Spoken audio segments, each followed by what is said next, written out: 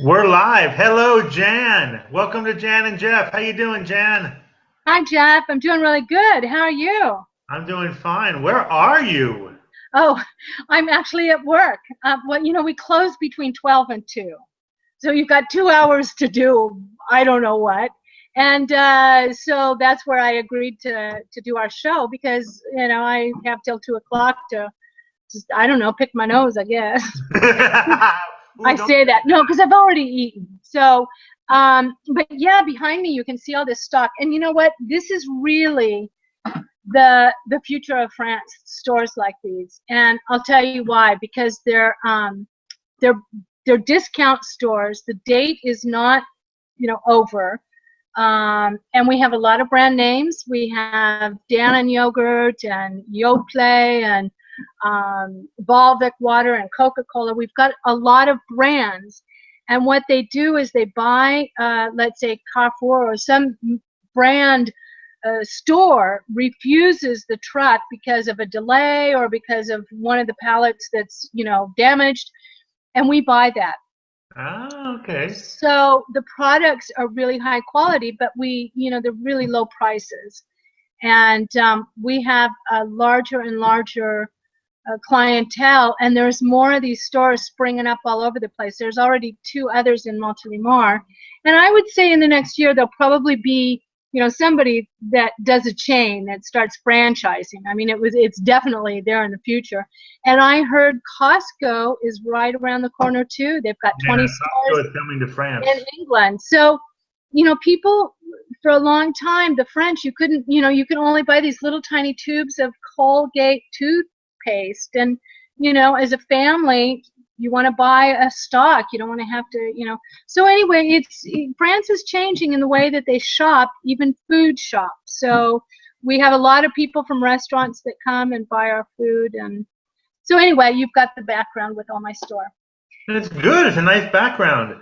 Yeah, yeah. And I do have to tell you really quick, we get a lot of meat from the European community, so it's not necessarily French meat. And I've gotten quite a few people that tell me it's better. Ah, And I made a beef Wellington, and right. I copied and kind of invented my own, following Gordon Ramsay's beef Wellington. And of course, Wellington's the one that fought off Napoleon at Waterloo, which we celebrated this year. Right. Anyway, I made a great beef Wellington, and it's really easy to make, and the meat was just really perfect. So anyway, I'll Very give good. We'll put a I'll give photo the of your beef Wellington. yeah, I'll give you the receipt, or not the receipt, the The recipe. recipe, because I sent you pictures. But it's worth the recipe, but I'll give that to you maybe next week. Good. Yeah. So what's up with you? Well, there was first one thing I wanted to mention to people I'll give you some stuff, some background on me, but there was Tous au restaurant. Have you ever been? Have you ever done Tous au restaurant? I don't know what it is. It's a yearly event. It's always in September, and Yeah. basically you can eat at a participating restaurant. It's a 2-for-1 deal. It's not Oh, all the menu. It's not all, you're going to have certain things that you right. can order. And I have never gone, but I know somebody who did. Restaurants are always full. The ones who participate are always full. And from the 14th, you can make reservations. And it Uh-huh. starts on the 21st. It's actually 2 weeks. It's 21st to the 4th of October.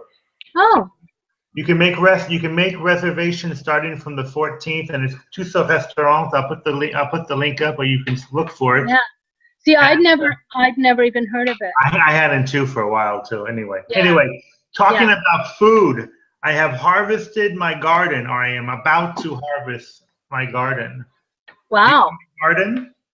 Well, ours is pretty much finished. I'm still getting a last bit of tomatoes. In fact, I've got a whole bucket full of tomatoes. I'm a little bit tired of Yeah, tomatoes, you get but that. That's a problem. and zucchinis. And then my father-in-law, he just replanted leeks and more salad for this winter. The salads will be for this No matter. fall. But so what did you? If you just harvested You No, but just I don't. I've over harvested over the the course summer. of the course of the year. But basically, the stuff Yeah, like say lettuce, that's easy. Lettuce, yeah. tomatoes. But I was really surprised. I was able to grow a watermelon. Oh, seedless or with You know, I seeds? don't know. I haven't opened it They yet. they now make them seedless. I My know they make them God. seedless. I hope it's not seedless because I want to try to grow it next year too. I'm, Oh, right.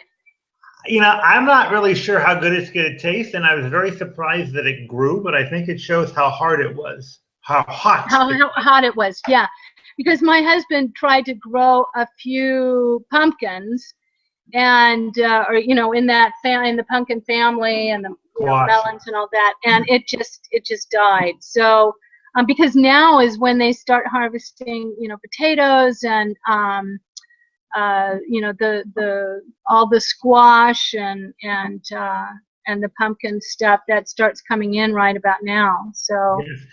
And I also grew cornichon pickles, oh, and I have to tell you yeah, if you grow pickles, you only yeah, want one. They're a vine. They're a vine. You only want one vine because it constantly and excessively gives you pickles, and you can't see a pickle because it's green. It's hidden, so it's hidden in the leaves and stuff, and they get almost as big as zucchini sometimes. So I probably grew about. I made I think 5 or 6 cans of pickles, and it's just uh, they're not that great. yeah, Well, because you put them in the vinegar, so they're not that yeah. great. Yeah, I have a funny story because last year the garden was we had some Americans that had rented our house because we were still back in the States, and when we came home, he had bought Charles had bought a pack of what he thought was zucchini, but they were pickles. So we had pickles coming out of our ears. I know exactly what you're saying. They just reproduce really easy. They look like zucchinis, but they're, and we didn't do anything with them. My father-in-law didn't really know. But I have a client here at the store because now I talk to all these women about recipes.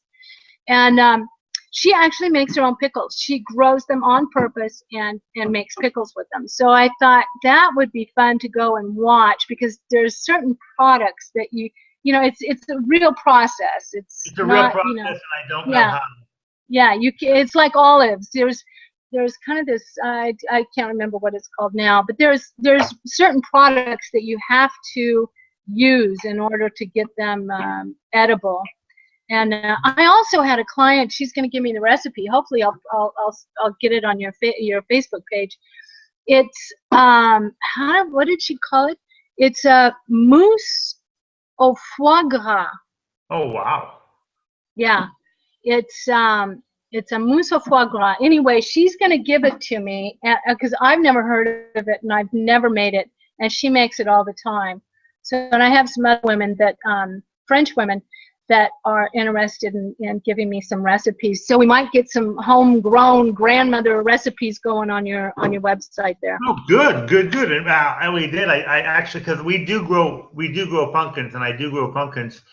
Yeah. And recently, I made a video from the pumpkin that I picked, and we cooked it and we made a pumpkin pie. We went from pumpkin to pumpkin pie, and it was really good.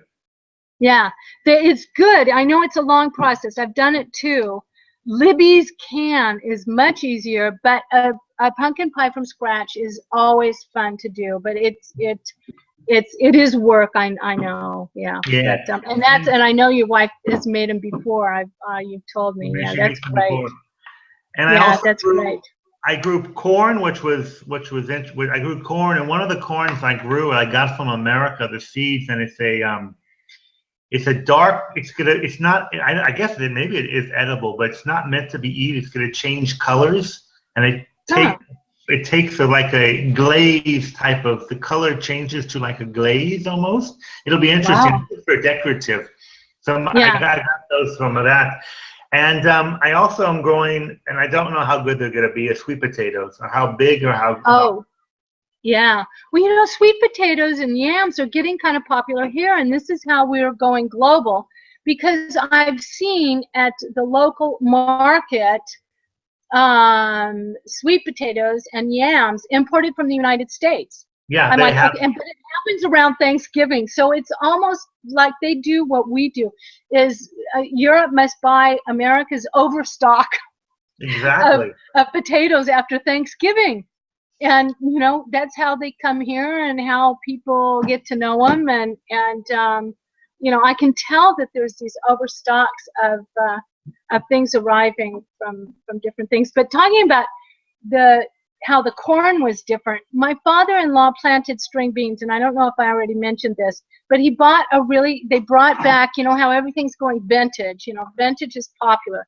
Right. Well, so they brought back a type of vintage string bean. It was an older brand or an older type that they used to grow. Well, it was barfo, excuse the language, but because he grew all these beautiful string beans, we picked them, I cooked them, and the water came out rusty looking.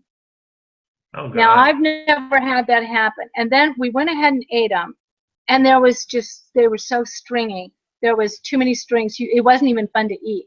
So I've actually thrown all of them out that I had in the freezer, and that's when he told me that it was a you know, an old brand or seed that they brought back from, you know, way back when. And so it doesn't necessarily mean it's better. No, it doesn't necessarily. When we grow string beans too. Those give too. Those give until it freezes, which is not so bad. Yeah, if you can freeze them, they're great to bring out all winter. But the water was really rusty, and I cooked them twice, and the water was rusty, and I have no idea how the water got rusty. If they were just green and they came from my dirt, like Yeah, what's in that stuff? Yeah. So anyway, vintage is not always great. So what else is going on? I think that for right now. No, you know, there was one thing I wanted to mention. That I'm going to Paris tomorrow, and I got that's right. Go to Paris if anybody's interested. 1 o'clock, Champ de Mars. I'll be giving a walk for free. Still got some spots open. And I got a ticket. I got a round trip ticket that usually costs about 60 euros one way for 40 euros. It's a samedi. Oh, that's great. Yeah, it's samedi de TGV. And they have them. I was looking. You have to go on obviously Saturday, and you have to go and come back the same day. So well, and that's what you want to do, though, isn't it? I wanted to do anyway, so it really worked out well. And I saw that, and I was looking again, and there didn't seem to be that deal. It wasn't 40 because it was 40 euros round trip. Now, wow, that's great. You have to go. Yeah, I mean, you have to. You're locked in. Obviously, and if you change, you lose it. You can't change it. But anyway, it's called Samedi de TGV, and it's interesting. Wow, that's good to know. That's good to know. Yeah, right. Absolutely. Well, listen, Jeff, I'm going to go and have my dessert, and you have a lot to eat. Oh yeah, we have a whole choice. I can actually walk you around the store. Of course, the lights are off. We have this is the sugar section. And it's right by the cash register where I spend a lot of time. Exactly, and have your sugar fix. Voilà. So we've got French cookies and Mikado. I don't know if you can really see this. We've got great chocolates and really cheap. And over here we've got a lot of tea. And it's really cheap. Oh, we got these great Italian cookies. Oh, wow. We got a whole stock from Italy the other day. I've got a lot of Italian products, and you know they're pretty good. All right. Those cookies are actually it's a whole line of sweet cookies that the Italians do, but it's the mother company is Barilla. Oh, okay. Yeah, Barilla is good. Fun. Lots and lots of fun. All right. See you, Jan. Bye-bye. Okay. Take care. We'll see you next Friday, Jeff. See you Friday. Bye. Ciao, ciao. Bye.